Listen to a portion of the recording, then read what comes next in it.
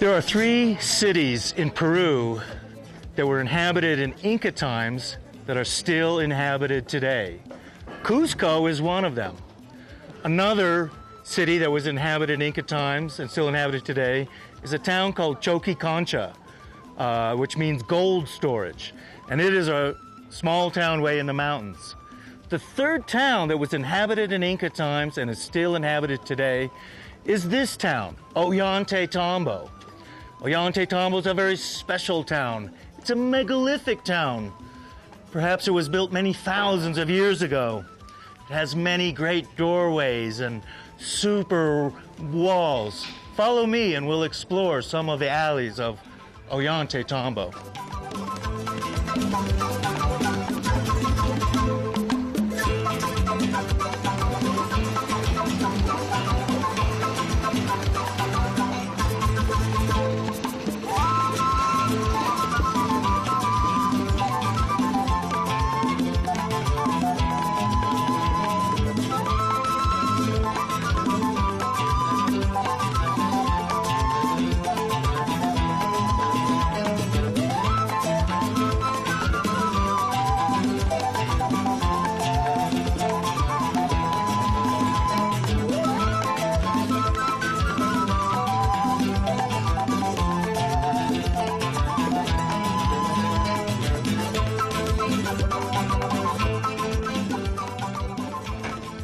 Check out some of these huge cornerstone blocks here. Truly megalithic city, Ollantaytambo.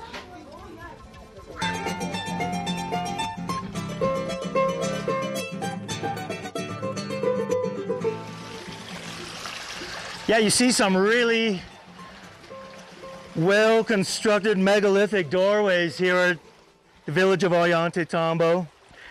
And like in Inca times, water flowed down the streets, just like here. And every street, in fact, in Ollantaytambo had man-made streams flowing down, either along the side of the street or in the middle of the street.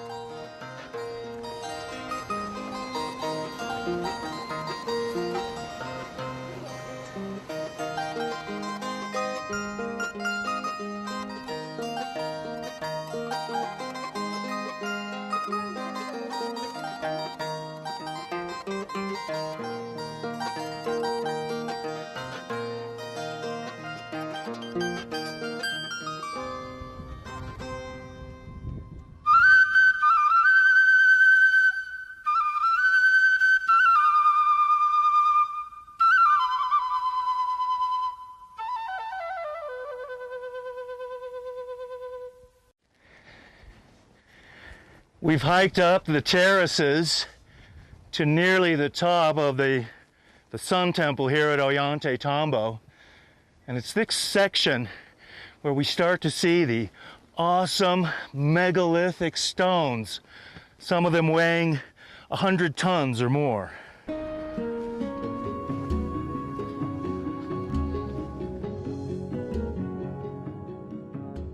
In an earlier episode on ancient technology in Peru and Bolivia, we showed how the builders of Ollantaytambo were the same builders who built Tiwanaku.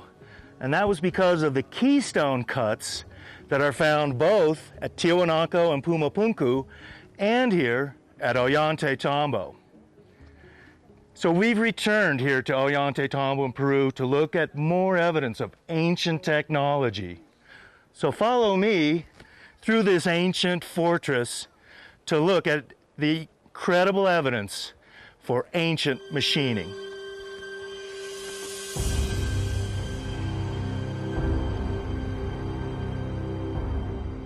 So here at the top of the Sun Temple is the famous megalithic wall, and all around us are giant blocks of red granite, andesite. They've been hewn from a quarry up on this mountain many miles away and somehow dragged across the river and then up on top of this hill. And yet, the builders never finished their construction, and these giant 100-ton blocks are still lying here unfinished, and they haven't been put into their final place. Something happened here that stopped the construction. Some cataclysm, some end of a civilization where the builders just abandoned their work, and what we see left are these giant stones scattered around here at Ollantaytambo.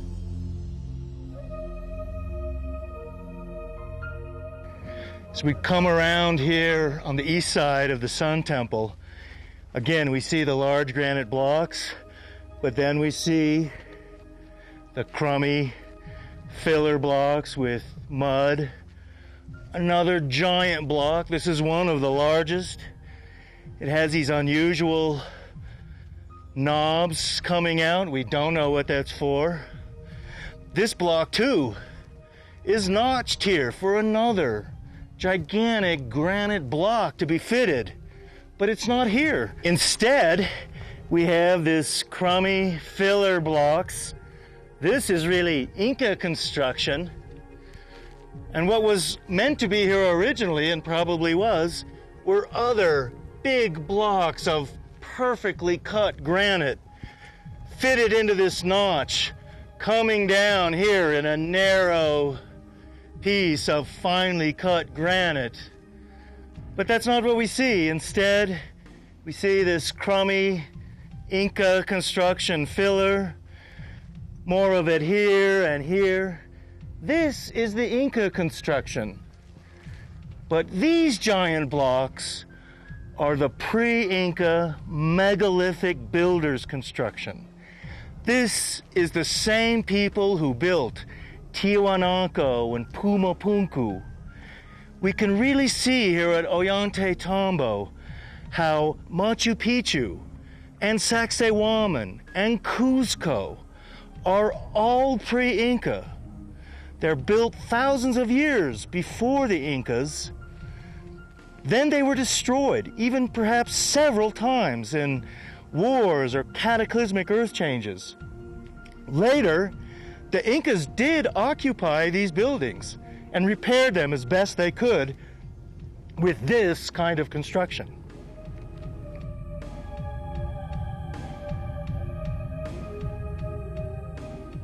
Here's the most famous wall here at the Sun Temple of Ollantaytambo. Giant 100-ton blocks of granite. And what's so unusual are these thin strips of granite that are filling in between the giant blocks.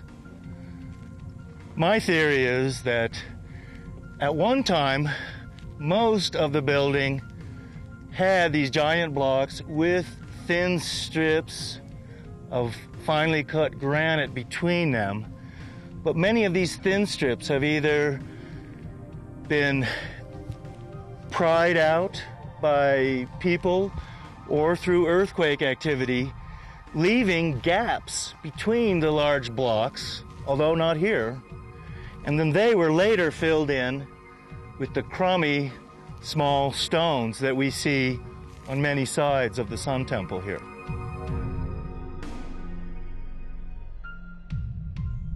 Come around to this side and we'll see what is a very unusual keystone cut that is part of the wall here, but it's a vertical keystone cut, so it can't be in its original place. It's a block that must have been moved and then later filled in. Follow me.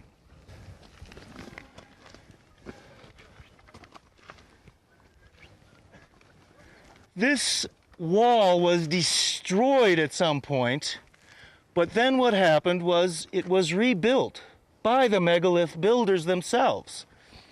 They, for instance, put this large block into place, and curiously, it has also a T-shaped keystone cut right here. However, this can't have been the original spot for this stone, or certainly it wasn't meant to be here, because these T-shaped keystone cuts would have had to have been on a flat surface so that the molten metal would have been poured into the keystone cut, and there always has to be a corresponding keystone cut on another block. So it appears that this building has been rebuilt twice. Once by the megalith builders themselves, who put this block in a second place from where it had originally been, but then later the Incas filled in this space between the large blocks with these small, crummy stones and even mud filling here.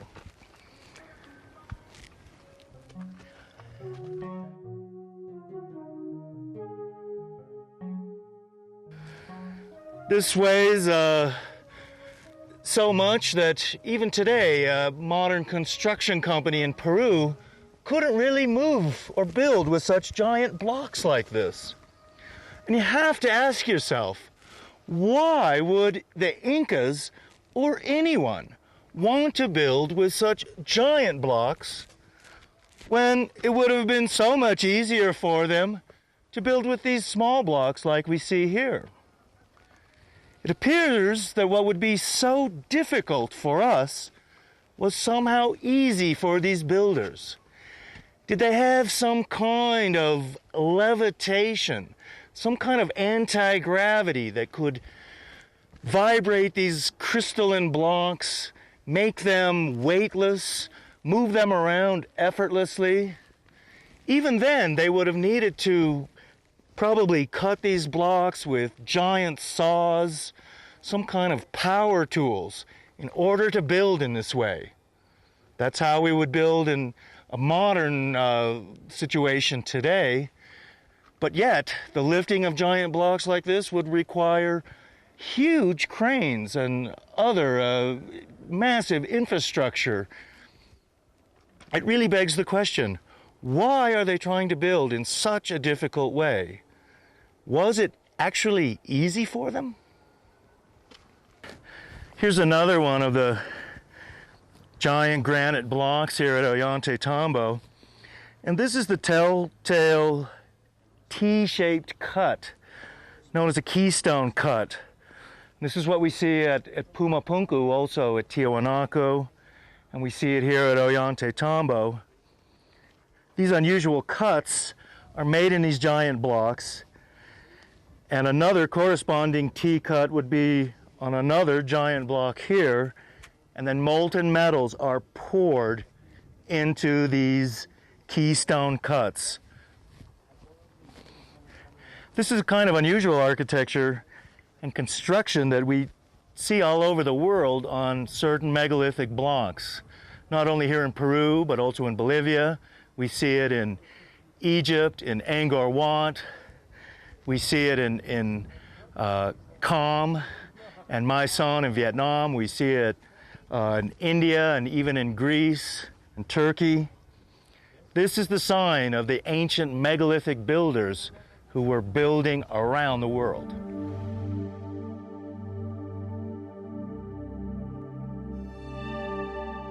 These are the blocks here that on the lower terrace that have been blown apart from the walls. And look at this. Here's another T-shaped keystone cut. I hadn't seen this one before. It too is on a finely cut block. So this block, which has been nicely cut and dressed, very sharp corners, very smooth, and we see another keystone cut here at this far edge, right here.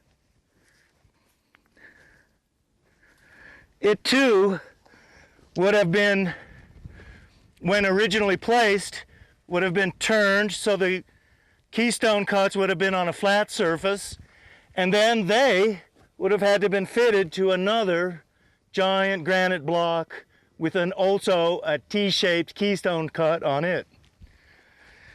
These blocks themselves are evidence that the Incas did not build Ollantaytambo, but that this site was built thousands of years before the Incas, And the Incas later occupied this site and rebuilt as best they could some of the walls.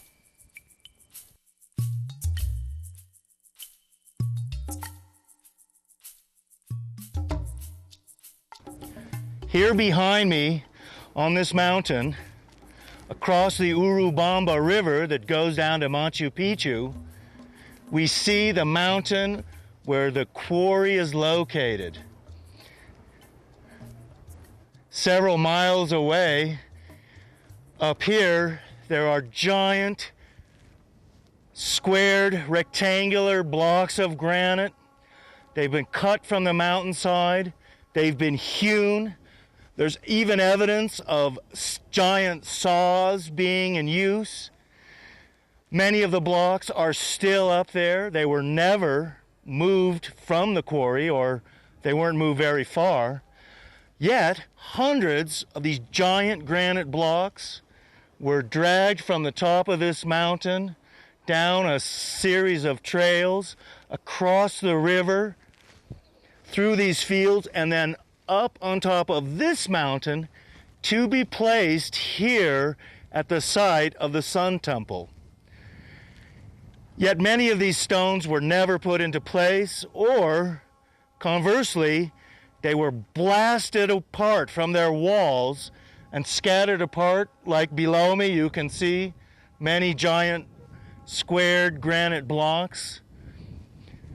This too, in my mind, is evidence of the ancient wars of the past and the cataclysmic changes that occurred thousands of years ago. Shortly, we'll be leaving on horseback and we'll be crossing the river, and it will take us many hours. We'll be following this trail on the other side of the river along this hillside. We'll be switchbacking along the trails high up onto this mountain where the quarry is located, about 1,000 feet up.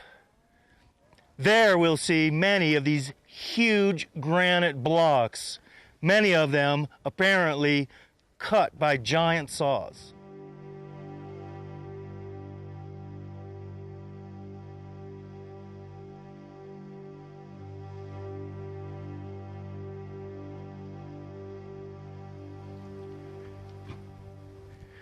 It's amazing acoustics here too, where sound carries a great deal. Even it was possible that sound was used for levitating and moving some of these blocks.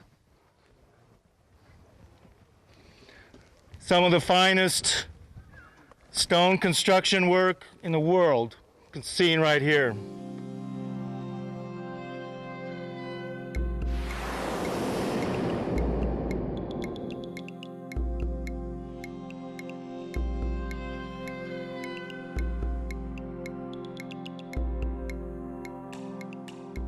From here, we'll be taking this Inca trail up to the top of the mountain, or near it, to the great megalithic quarry here at Ollantaytambo.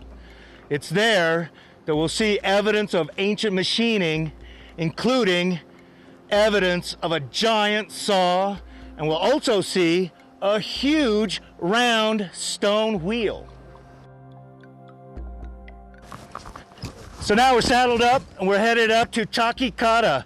Chakikata is the great megalithic quarry up on the mountain.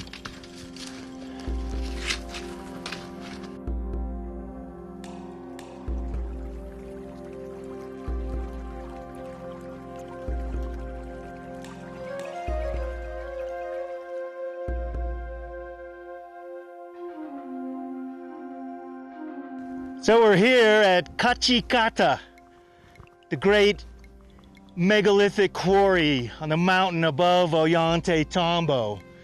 Here you can see the giant blocks of granite scattered around on the hillside behind me.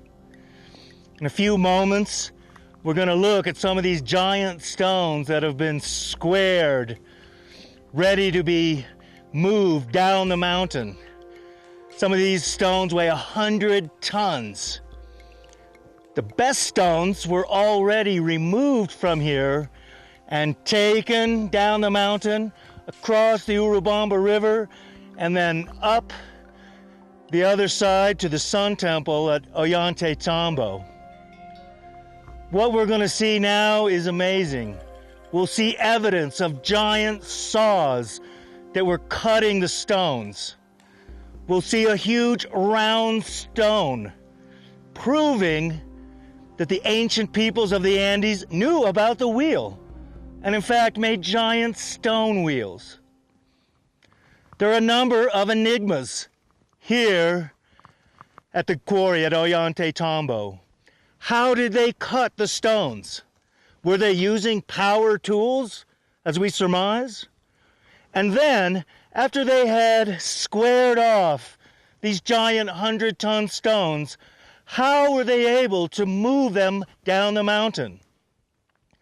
To us, it seems incredibly difficult that they did any of this.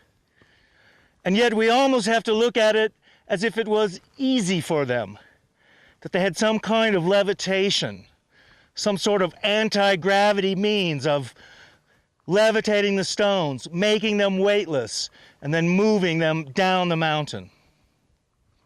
So follow me now as we look at some of the megalithic stones here at Cachicata. Here we are, part of the rock scree at the quarry at Ollantaytambo, and our guide Wilson is showing us a cave with some Inca mummies in it. He's saying that there was an earthquake here about 15 years ago that caused some of these rocks to come down, and then this cave was discovered. The mummies inside are several hundred years old, probably from around the time of the conquest. Here, let's have a look.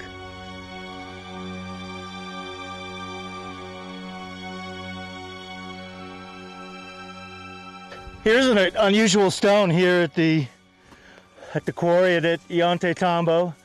This one here, you can see, very smooth here.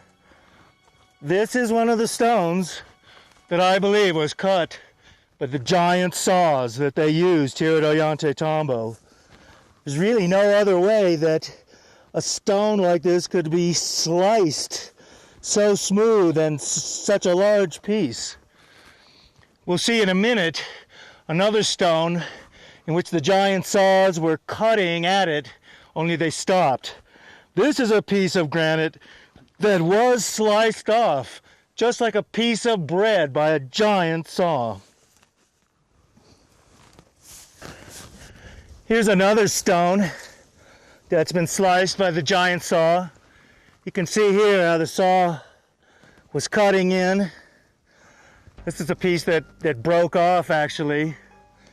Had a natural crack in it. But right here is where the saw was cutting into it. For reasons we don't know, they never moved these stones. But of course, many hundreds of these giant stones were moved down the mountain and across the Urubamba River to the great fortress at Ollantaytambo.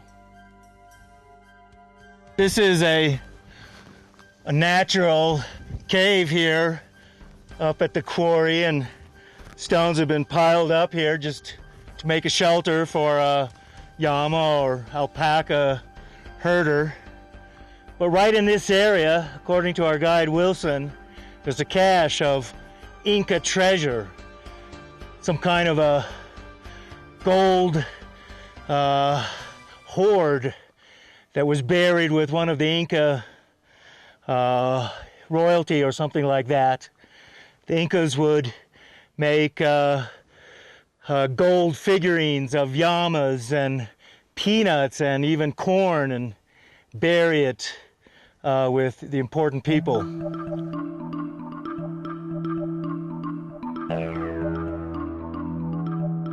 And according to our guide Wilson, all of the stones at the Sun Temple of Ollantaytambo have come from this quarry, and this is a special type of stone that's only found here around this mountain.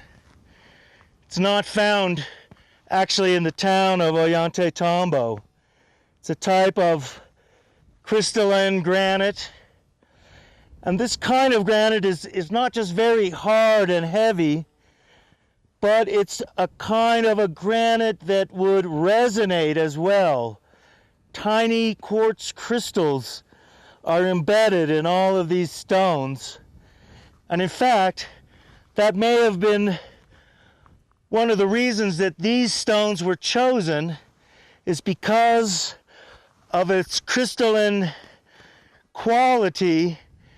This kind of stone perhaps could be levitated more easily with the anti-gravity devices that I suspect that they had in order to move the really large stones. Here at the quarry is one of the most unusual stones. In fact, according to our guide, this is unique, and you do not find a circular round stone like this down at the Sun Temple of Ollantaytambo. But clearly this was made here. It's got a hole in the middle for an axle. Almost looks like some giant Fred Flintstone stone wheel or something. The front of it here is very smooth.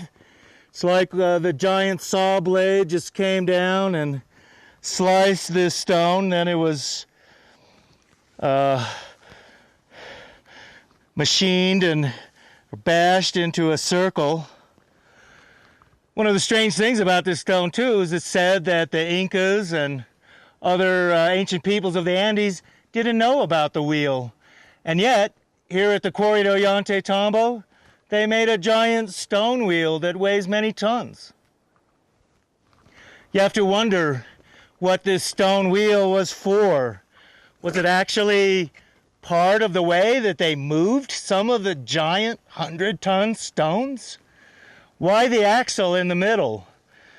Perhaps it was to be a grinding stone in a mill, as often used in Europe and other places.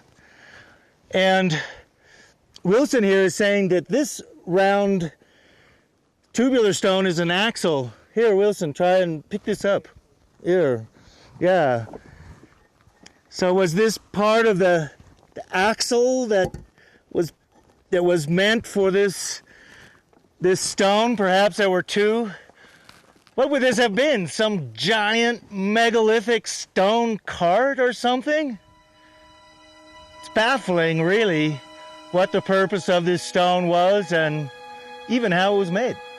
Now, just right over here, we'll see the amazing giant stone that still has the saw marks from the huge circular blade that was slicing these giant granite blocks like a loaf of bread.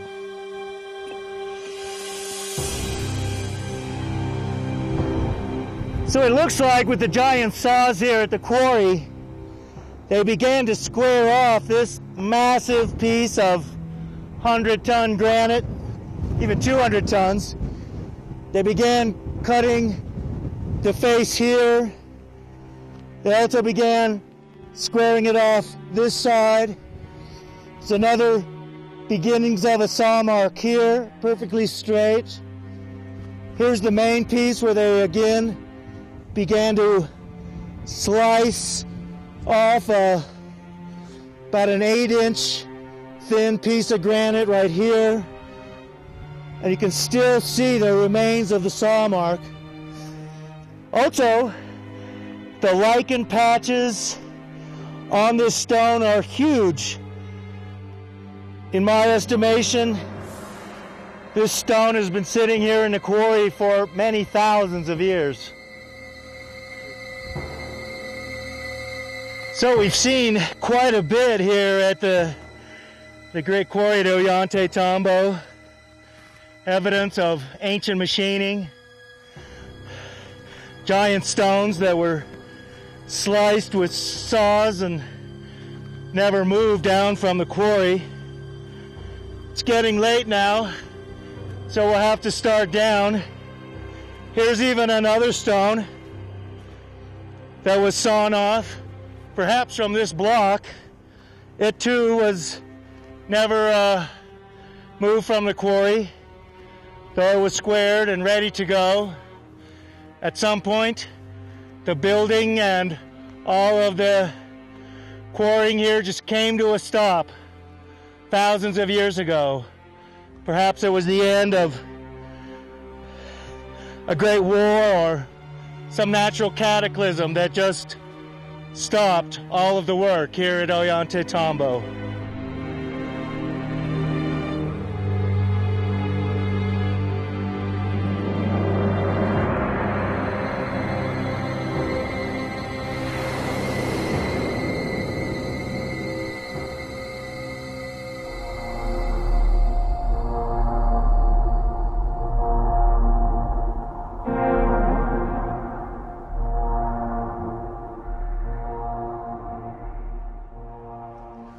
These are some of the giant walls at Sacsayhuaman, the megalithic fortress above Cuzco. The stone used here is limestone rather than granite, as at Ollantaytambo. In some areas, like here, earthquakes have begun to split the stone open, pulling it apart. But originally, and even in most cases today, the stones are perfectly fitted together. Plus they have this curious pillow shaping. We see this in other areas of the world, including the underwater stones at Bimini in the Bahamas, known as the Bimini Road of Atlantis. What's interesting too to note here at Sacsayhuaman with these massive walls is how they've done corners with stones that are coming around the corner, still perfectly fitted in these polygonal jigsaw patterns.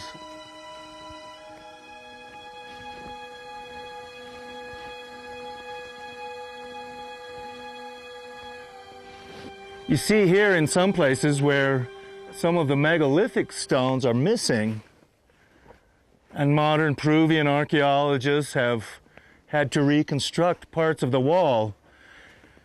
Yet even though today's archaeologists have at their disposal modern equipment, cranes, modern power saws and things like that, they still use very small stones to build, where in fact they would be replacing perhaps one or maybe two giant stones.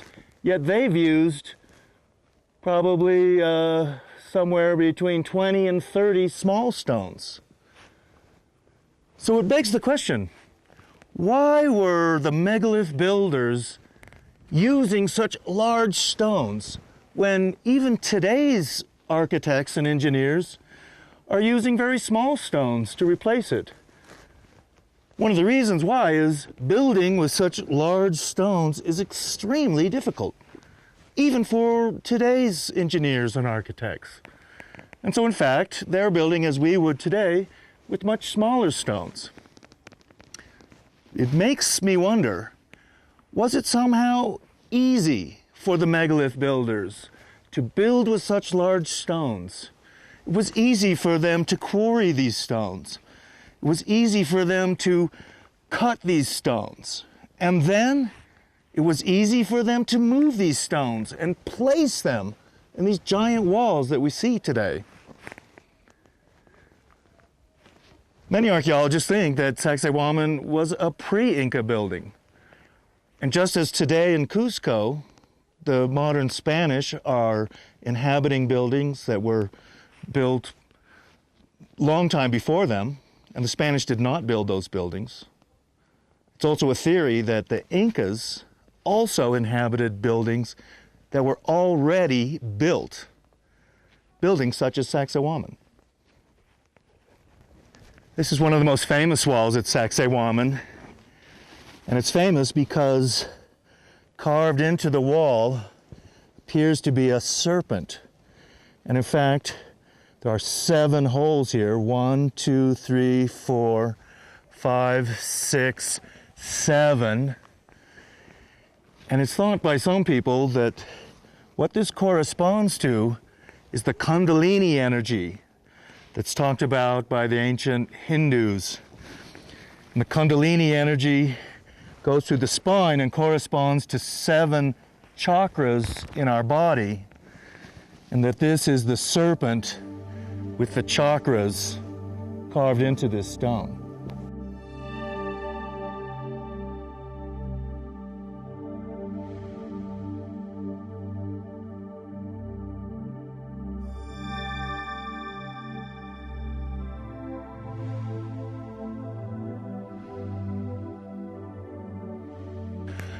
One of the strange stories about Sacsayhuaman is that part of the lost treasure of the Incas from the ancient sun temple, the Coricancha in Cuzco, was taken into a secret tunnel system inside the mountain of Sacsayhuaman, where we are now.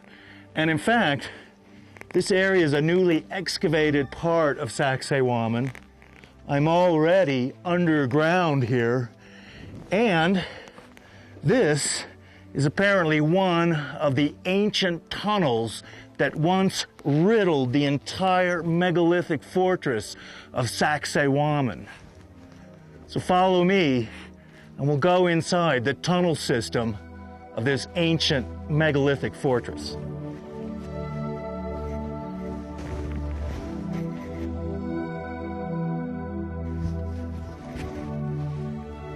Now you can see how this tunnel here at Sacsayhuaman is also lined with stones. And here the roof is caved in, so we can see the sky. But then, as you continue farther, we have the roof once again. And we're clearly inside of a man-made tunnel system. See, you can see the blocks of stone. You can see stone up here that's part of the roof of the tunnel. At one time, this tunnel may have led to the lost treasure of the Incas, but today it dead ends down here inside this dark passageway.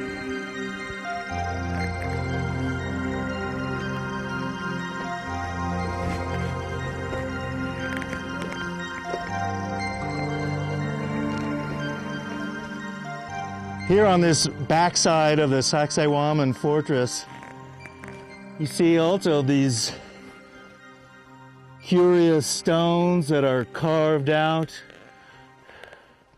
Some kind of like seats are made that looks almost like the throne for a giant or something.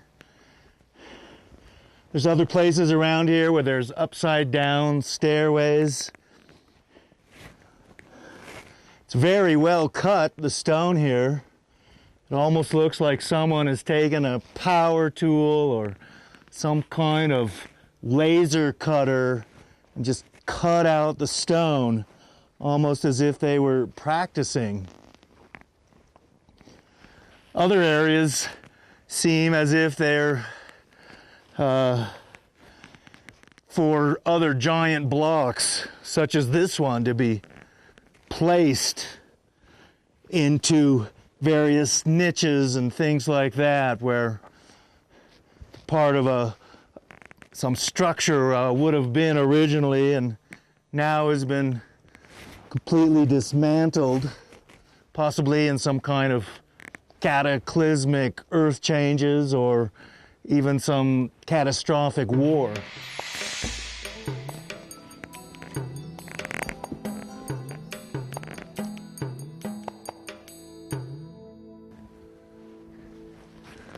There's another area here in the back of Sacsayhuaman where it appears like an upside down staircase has been cut into this rock.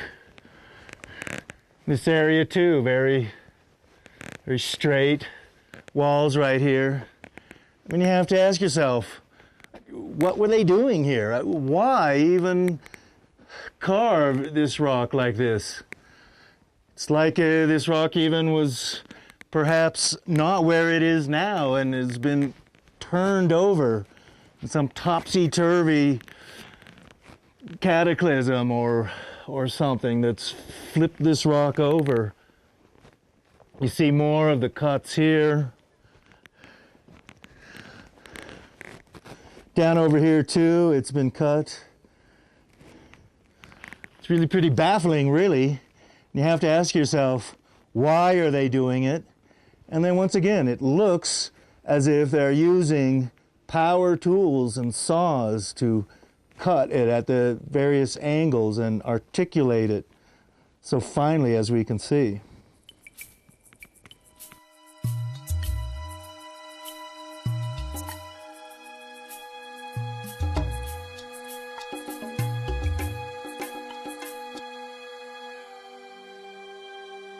This is Cuzco, the ancient capital of the Incas. Just to the north of Cuzco is the Sacred Valley, and this has the cities of Calca, Yucay, Urubamba, and Ollantaytambo. Through the Sacred Valley goes the Urubamba River. That river flows farther down into the high jungle to Machu Picchu, also a megalithic city like Cuzco.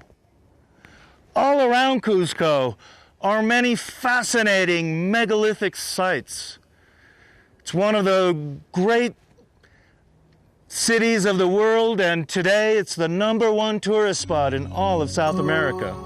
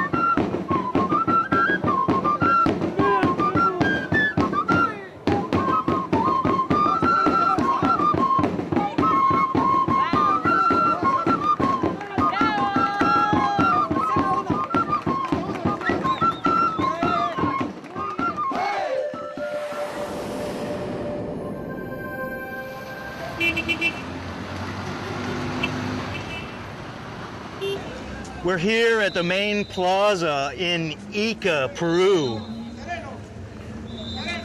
And here in this plaza is a central plaza here in Ica, Peru. And in fact, one of the strangest museums in the world is the Museum of Dr. Cabrera right here. Follow me as we go inside. It's closed most of the time, and it's only open now by special appointment. Most of the people here in Ica have heard of this museum, but they rarely go inside here. Follow me into Dr. Cabrera's Cabinet of Curiosities, one of the strangest museums in the world.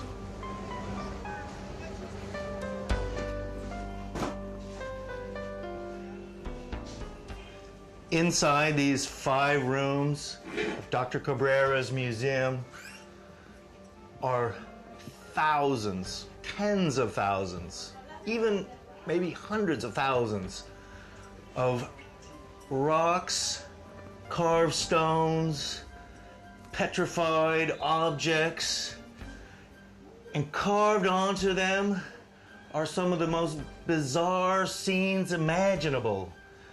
Dinosaurs, people doing surgical operations, people looking in telescopes, oddball animals and other scenes. It's an incredible collection of weirdness and impossible things. Let's have a look.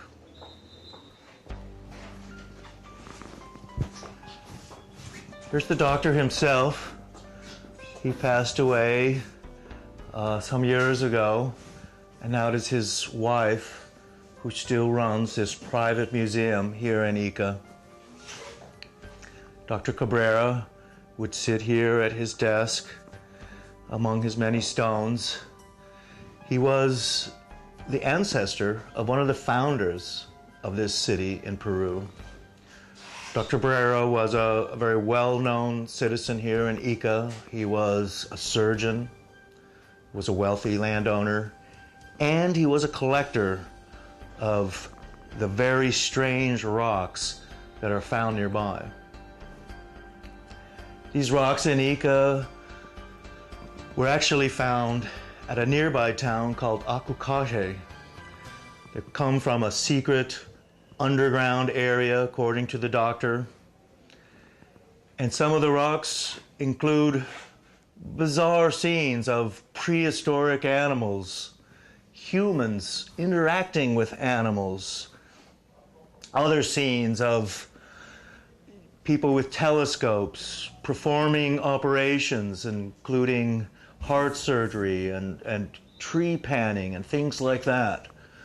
Many of the rocks are very small, others are medium-sized, while other rocks are huge boulders like this one. Some of the scenes, we can't really tell what people are doing. Others, it's quite clear that they're performing some operation, looking at the stars, or perhaps attacking what would appear to be dinosaurs and things. Let's look at this one here.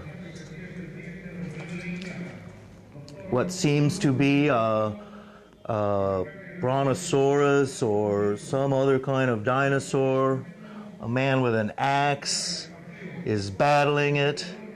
Dr. Cabrera himself believed that many of these stones were somehow created during the Mesozoic period, a time 60 million years ago when humans did not exist according to the mainstream, but dinosaurs did.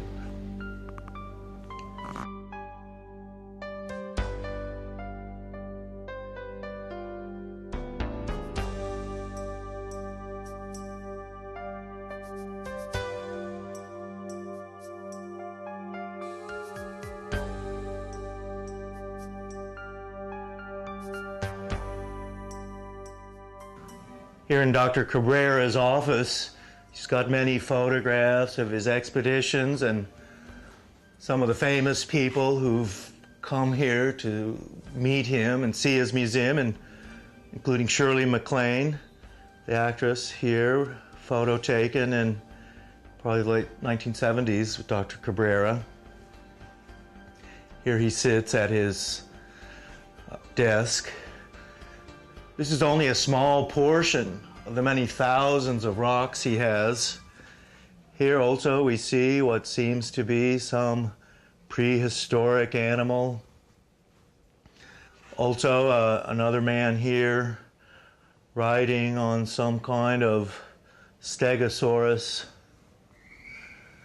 Skeptics have said that Dr. Cabrera was sincere, but that he was gullible, and that local peasants in the nearby village of Acucaje took advantage of him, and he was quite wealthy, so he would pay them a small price for each of these rocks that they found.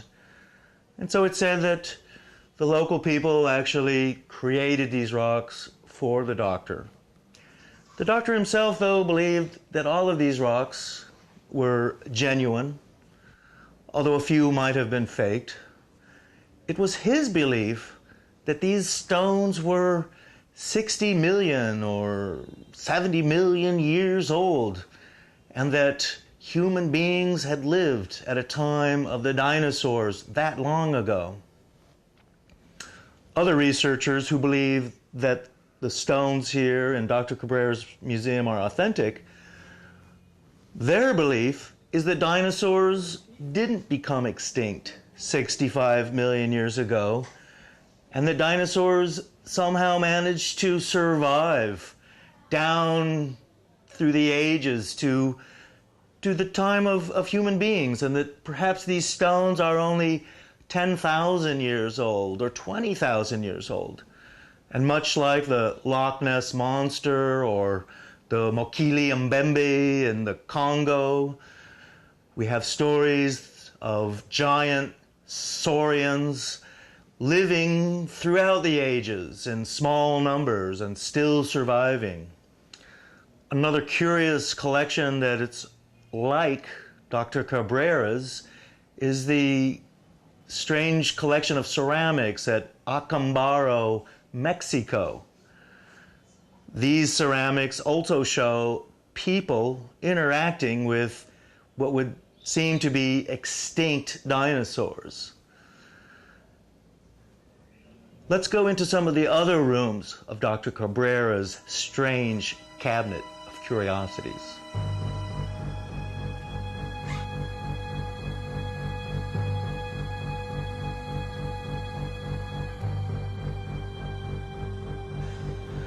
One of the strange stones seems to show two people inside of a wheeled vehicle, and it's being drawn by a horse. Horses weren't known in South America until the time of the Spanish conquest, so perhaps this is an indication that these stones were made more recently. Some of the stones are figures at Nazca, such as the monkey with the spiral tail, the spider, the condor, some of the other familiar figures that we can see from the air at Nazca. Were the figures at Nazca also ancient figures from the time of the dinosaurs, as Dr. Cabrera believed? Or again, perhaps the dinosaurs lived in South America up until relatively modern times, like 10 or 20,000 years ago. Or, as many people suggest, the entire collection is a fake, a hoax that was pulled on Dr. Cabrera.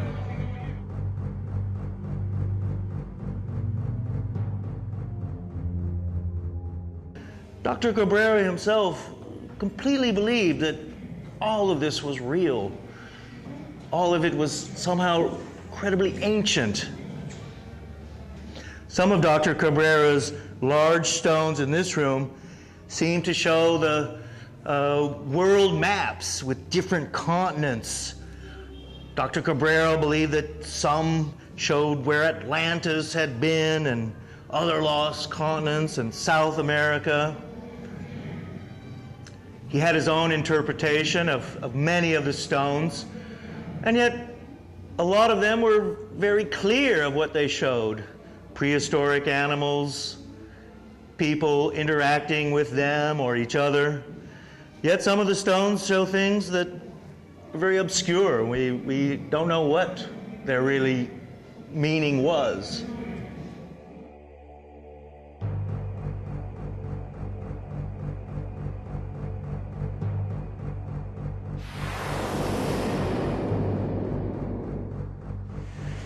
This is the regional museum here at Ica. Inside are artifacts from the Paracas culture, the Ica culture, the Nazca culture, including some of the most unusual skulls of cranial deformation seen anywhere in the world. Follow me inside the Ica Regional Museum. Here in the Ica Regional Museum, we see some unusual skulls, including red-haired skull here. Red-haired people being thought from Northern Europe, typically, and not here in South America. And over here we have the very strange cranial deformation that we find here all over South America, especially Peru. You can see the very elongated, deformed heads. Some of the most unusual that we find here around Paracas, Nazca, and Ica. This was done by taking small babies and wrapping their head before their cranium had fused together, and they create this elongated head, or sometimes a flattened head. And over here, we see other craniums that have been trepanned.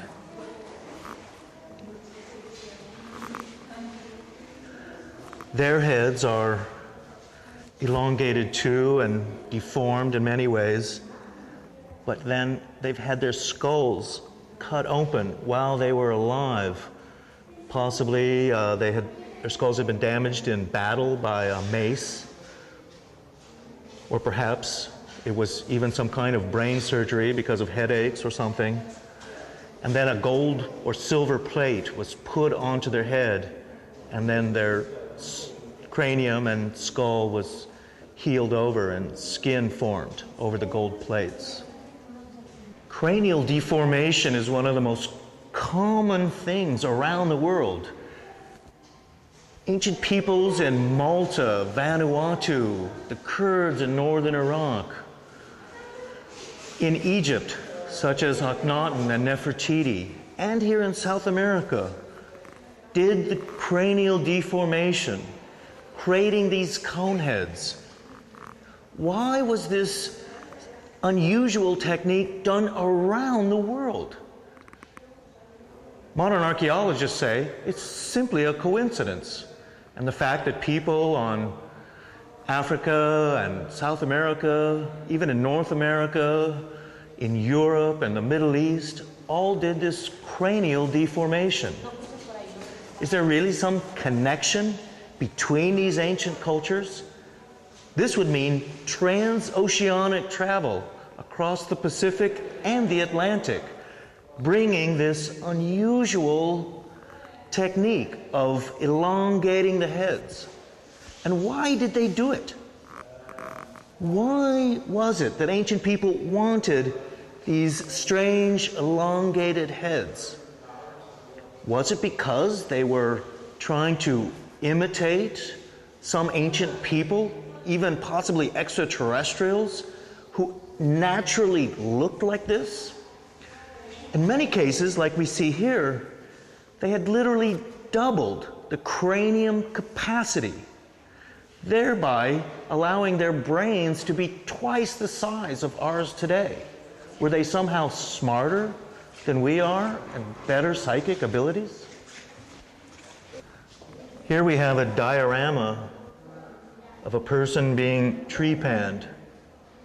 It's quite possible that he's a conehead with cranial deformation, and for whatever reason, his scalp is being cut away and bones in his head are being cut out. Like many, he survived this ancient operation and went on to live for many years with a gold plate in his head. Here we have the rare Inca quipus. The Incas were said to not have writing. It's also said they didn't have the wheel either. What they did have were the quipu, these knotted ropes. And each knot and strand had a special meaning. They could use it for counting, for sending messages, communicating through long distances. And this was the way that the Incas kept records. Some quipus are incredibly large and long because of their complicated messages. Hiram Bingham, who discovered Machu Picchu, writes in his book that there was a legend that the Incas did have writing originally. But what happened was there was a plague going throughout the Inca Empire, and priests came to the Inca, the king, and they said that the cause of this plague was writing and the trafficking of books. At that time, according to Hiram Bingham, the Incas forbade any kind of writing and then switched to the unusual quipu system of keeping records on knotted ropes.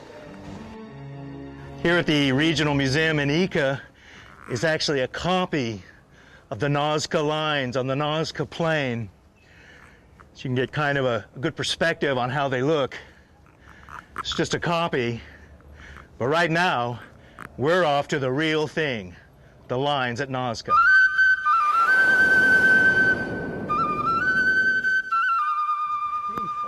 We're here now in the town of Acucaje, a small village near to Ica. This is where the stones in Dr. Cabrera's strange museum came from. I found these guys here at the local cantina, and they say they're going to show us the local house and museum, they're calling it, where Dr. Cabrera's stones came from.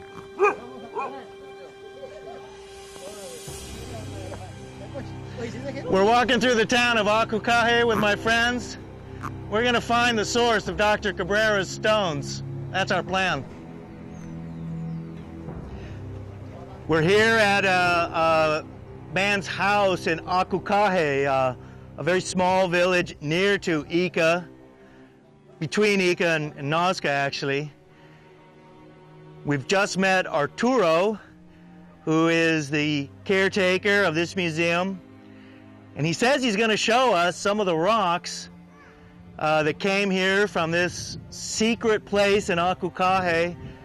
And this is supposedly the origin of all the rocks that Dr. Cabrera has in his strange museum in Ica.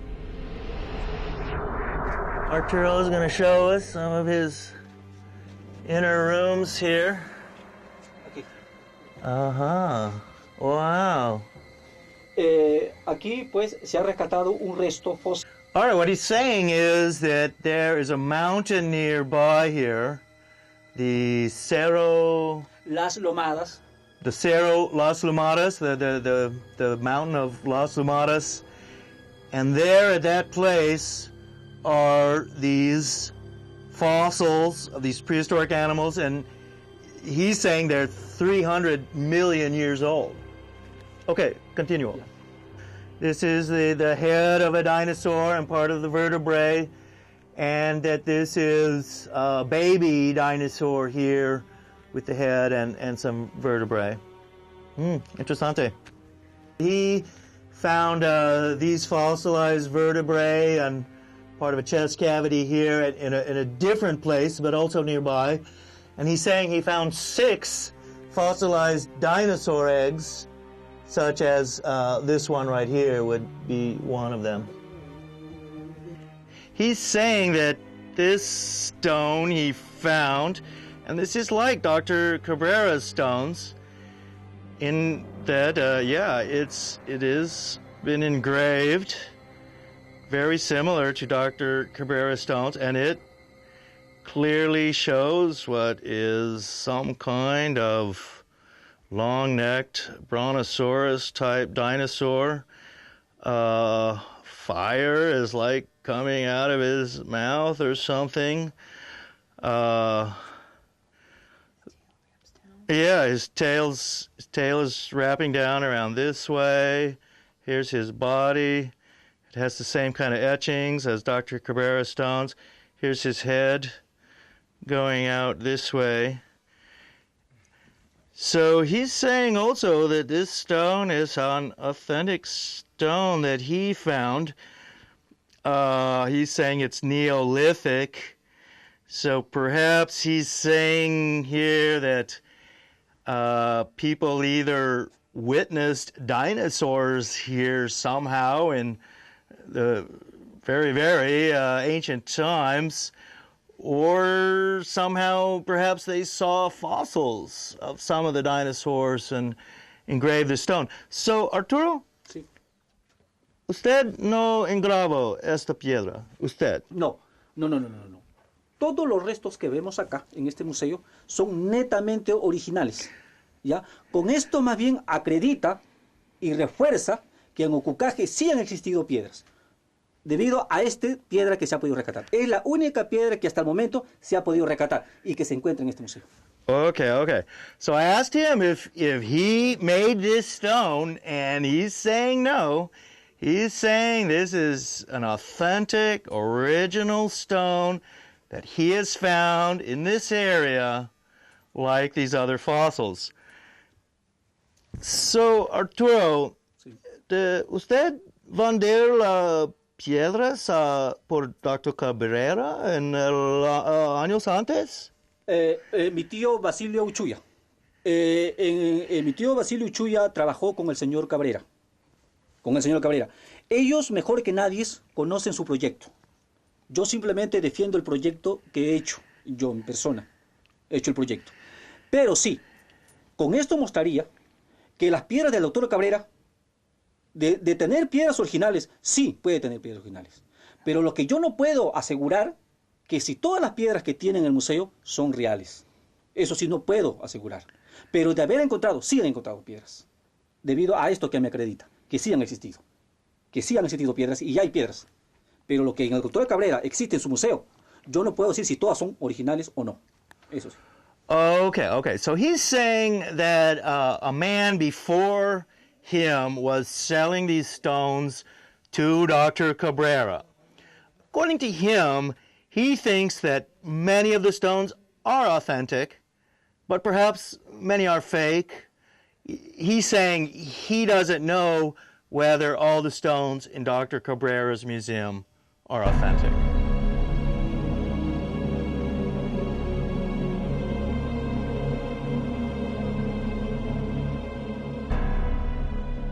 Here's a mummy. This mummy also has red hair. Yeah, he's a red-haired mummy. This guy has quite the private collection here, and this is the last room here in Arturo's private museum, and it also contains some mummies. In fact, they also have red hair, and there are some apparently mummies of llamas and things.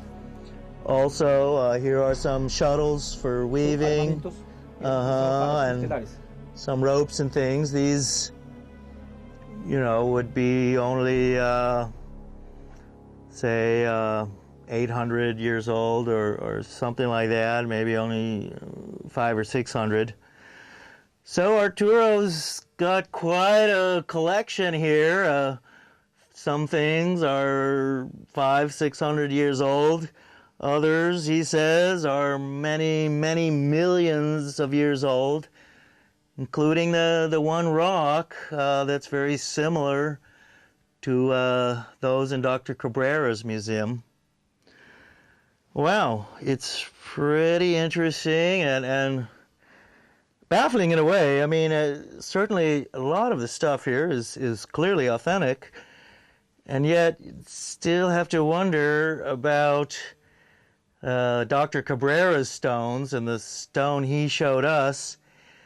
Arturo's basically saying that the dinosaurs around here lived 65 million years ago, but that they survived down to Neolithic times, say 20,000 years ago or so, and that they got smaller and smaller, so they weren't the same giant dinosaurs. So it's his theory, which was different than Dr. Cabrera's, that people weren't living 65 million years ago, but rather dinosaurs somehow survived in this area, and that it would have been a different climate, and that people were somehow witnessing real reptiles. Well, Arturo, muchas gracias por eso. Gracias.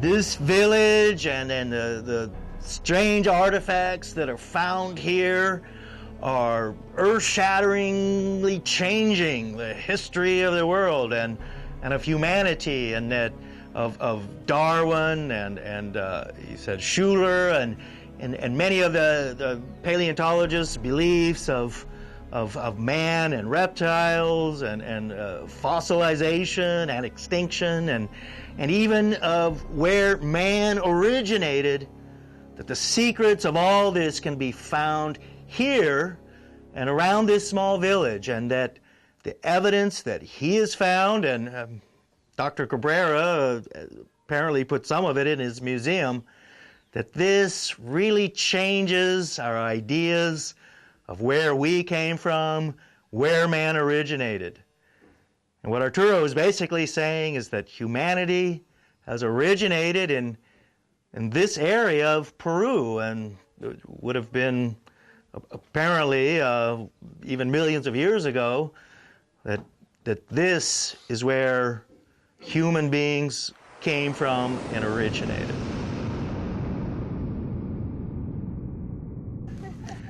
So we've seen the strange museum here at Acucaje, small village near Ica. This is the village where Dr. Cabrera's bizarre collection originated from. He was paying villagers to collect these stones for him. Some of the stones apparently are authentic, while others of the stones were apparently replicas and fakes that were sold to Dr. Cabrera. We may never really know the truth of the origin of Dr. Cabrera's strange collection and how authentic or fake it was, and just exactly what Dr. Cabrera knew. That concludes it for here, and for now, we'll get back and head on the Pan American Highway, go further south to Nazca and the strange figures etched in the desert.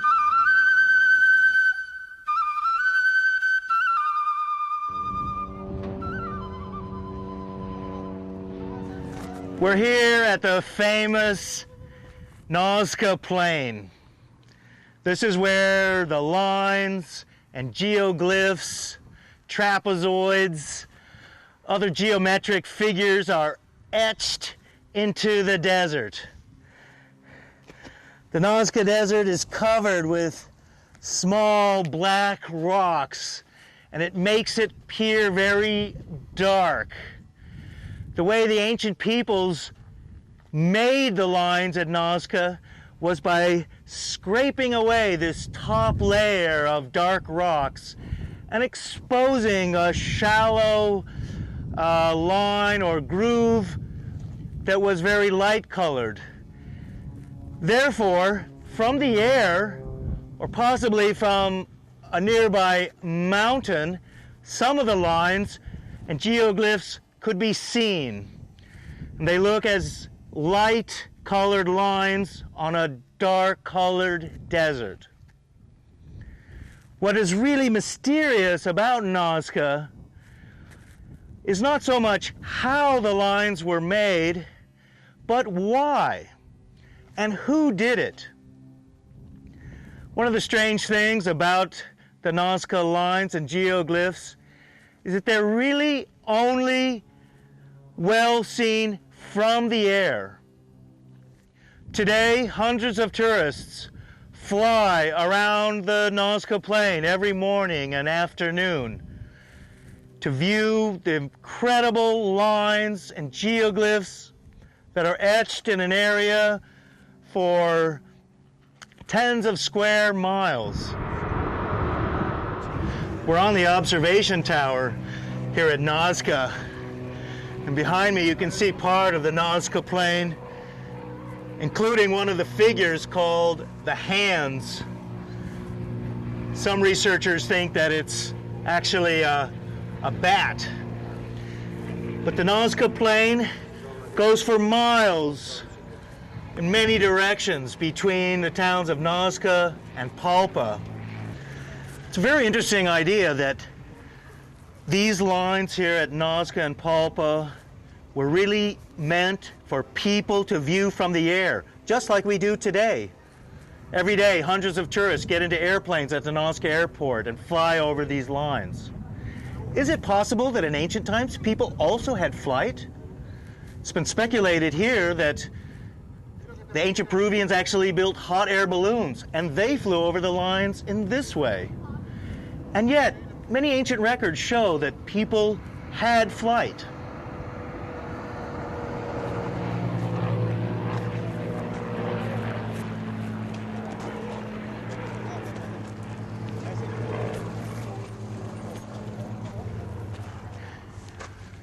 Some of the lines here at Nazca start from these rocky hills. The lines begin here and they go out for miles out into the desert. There they intersect with other lines and trapezoids.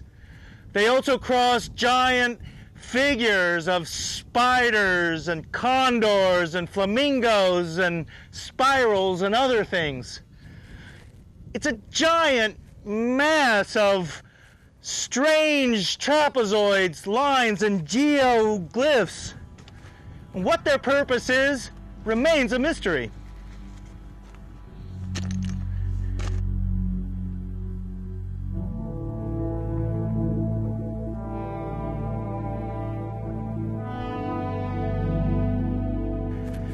From the top of some of these hills, you can see parts of the Nazca lines and some of the geoglyphs, but to really appreciate the vast geometric figures here at Nazca, you've really got to go up in an airplane and view them from 300 or 400 feet in the air.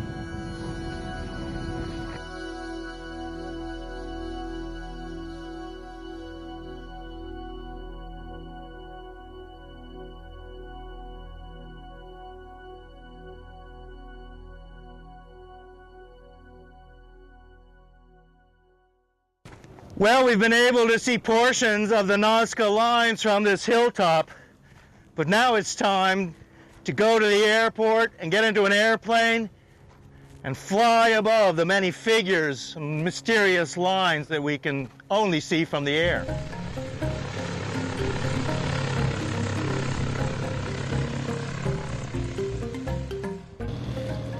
The Nazca lines were first discovered in 1946, when an American flyer named Paul Kossoff was doing some aerial surveys here in Peru, and it was he who first flew over the Nazca plain here and saw the lines and geoglyphs that are so famous today.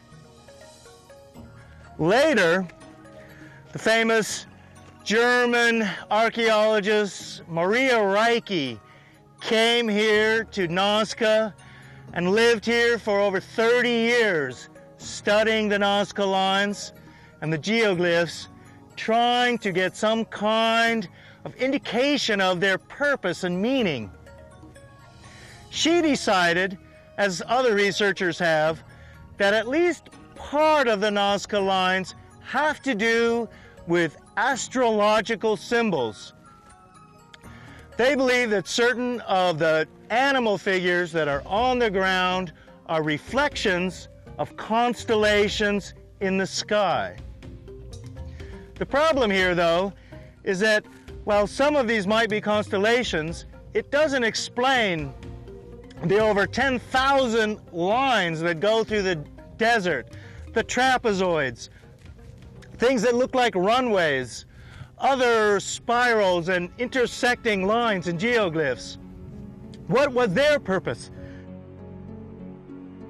We're here at the Nazca airport, and we're going to interview Eduardo Haran, one of the well-known pilots here at Nazca, and he's the discoverer of some of the glyphs. We're going to ask him what he thinks about the Nazca plain and about some of his latest discoveries.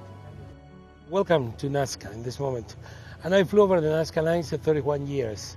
I discovered in the last years 354 designs. My first discovery is in 1991. And the last discovery is 1 month ago, no, in Ica. It's a big condor. It's a beautiful, beautiful Paracas Cavernas style. And I talked to my friends in the Peruvian Culture Institute, no, and confirmed this new discovery. No, it's a Paracas Cavernas. It's all to Paracas necropolis, probably 500 years BC. Yeah? It's very nice. All the lines, in my opinion, is the rituals. No, the people need water. Okay, it's the rituals for the sun, moon, the ancient gods, and especially the condor. Why? The condors announce the water is coming to the coast. No, and it's the next period for the agriculture and for the life need the water.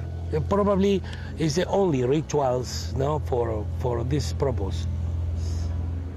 Now it's possible the ancient Nazcas use the textiles with feathers for the big kites, no, and fly over the lines.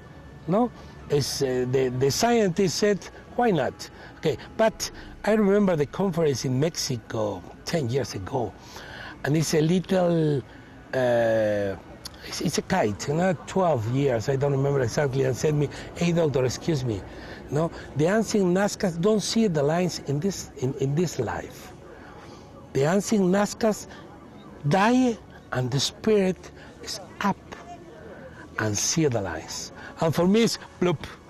No, plop, I can't believe it, but it's, why not, Could humans also have had flight? I mean, like today we have airplanes and airships and, of course, big kites. And could humans have had somehow flight in ancient times too? Oh, yes. For me, you remember the legends, and the Inca legends too, no? And said the Incas have the big wings, no, and fly all over the territories. Okay, we have the many, many legends. No, why? It's possible. Yes, for me it's possible.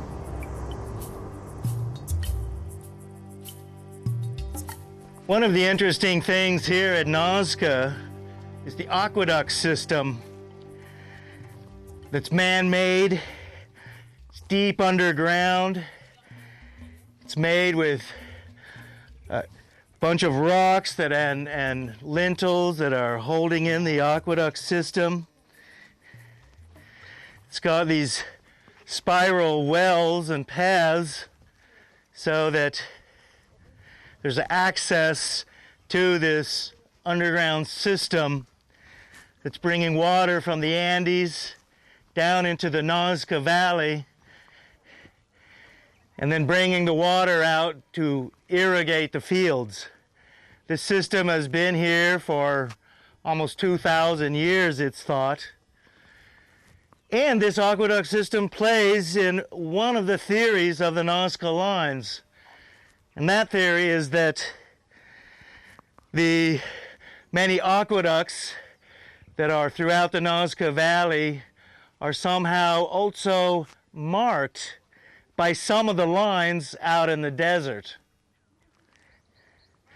This theory, however, is very, very partial, and many researchers discount it altogether. The aqueduct system certainly does exist, but the over 10,000 lines in the desert would hardly seem to be marking some aqueduct system, really. Quite a few different theories about the Nazca lines, and maybe they all have something to do with the solution to this seemingly unsolvable mystery.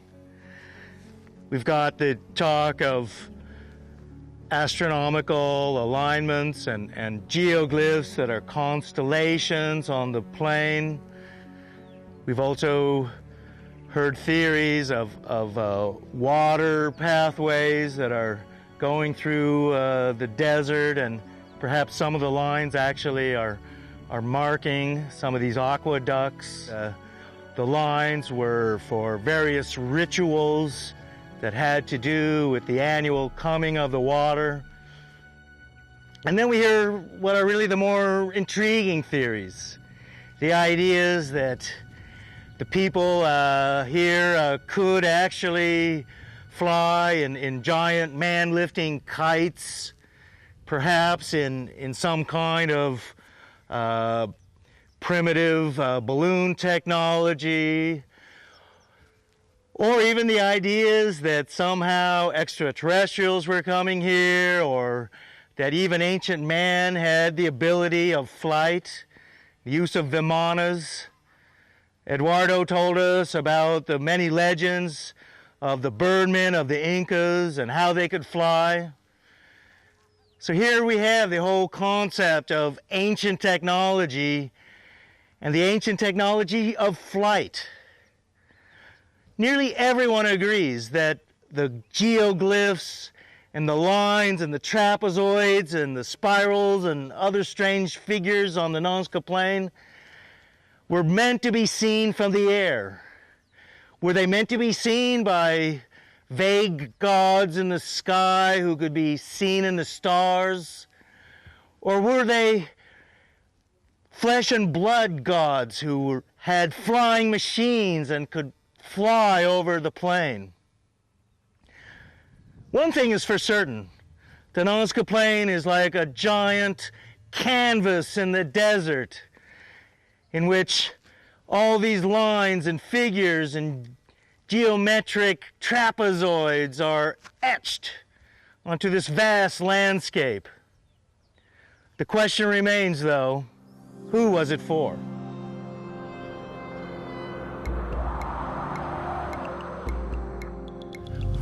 One of the strange legends here in Peru is of an ancient tunnel system. This tunnel system is supposed to start in Cuzco, around the Temple of the Sun there, and it goes to Sacsayhuaman and other areas in the Andes. One of the legends is that the ancient treasure of the Incas was removed during the time of the conquest and put into this tunnel system, at least for a while. There are even stories that this tunnel system goes for hundreds of miles through the Andes and down into the deserts of Peru.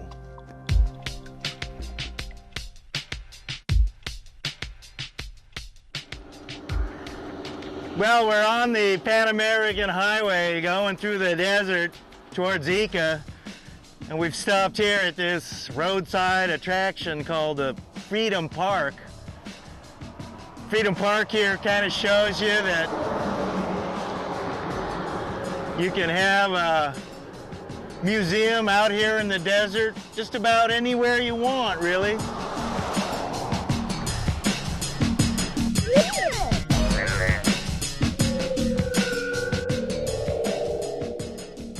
Mark is saying there's tektites out here, plus moldavite. He's saying that this whole area got rained down with some kind of meteoric shower of melted stones and glass and tektites. Kind of makes you wonder if maybe some ancient atomic war was fought around here. Yeah.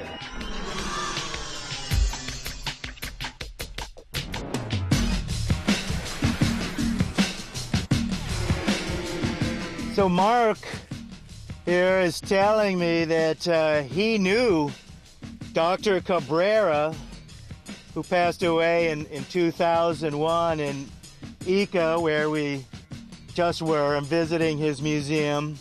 So, I mean, you think he had his own ideas and theories that he wanted to, you know, show to people, but so he had the rocks made to demonstrate. Yeah, he had to complete the chain of the story in any way.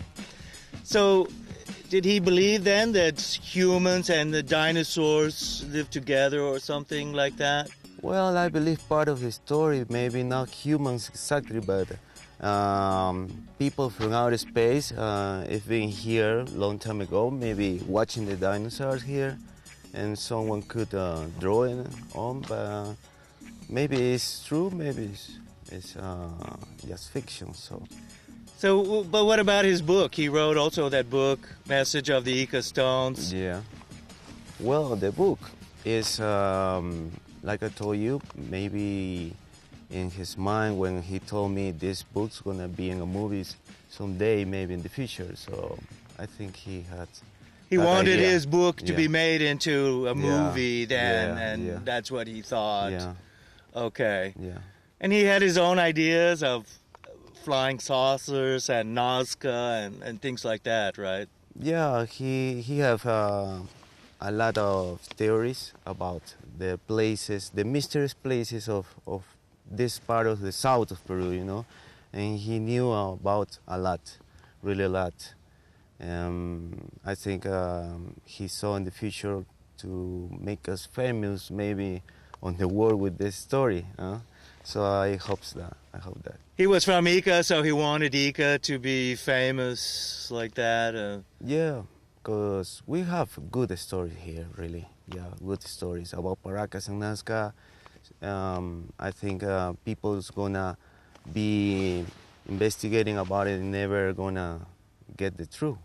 Yeah, maybe. But so you think? I mean, did he enjoy fooling a lot of people, or I mean, Maybe he played with the brain of the people.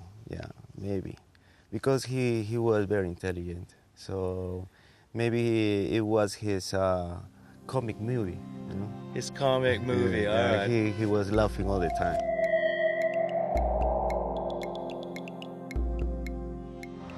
So you never really know what you're going to find out here in the deserts of Peru.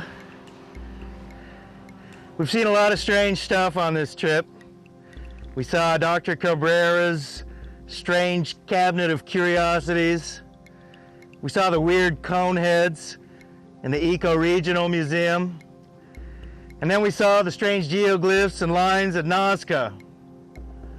It's been a long, strange trip. But if you do happen to come here to Peru,